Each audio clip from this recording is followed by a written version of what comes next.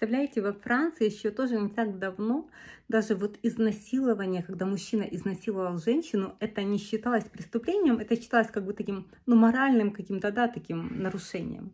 И вот женщины очень долго сражались здесь за свои права, очень много-много вот отстаивали свое право на равенство с мужчинами, да. И вот сейчас, конечно, возможно, чуть-чуть перекос, потому что сейчас настолько законом защищены женщины от домашнего насилия, от сексуального домогательства, что мужчины сейчас боятся вообще там где-то что-то косо посмотреть на женщину, что она может заявить в полицию, что он сексуально ее домогался. Представляете? Они пальцем тоже боятся дома тронуть, потому что они понимают, что если она только обратится в полицию, его сразу садят.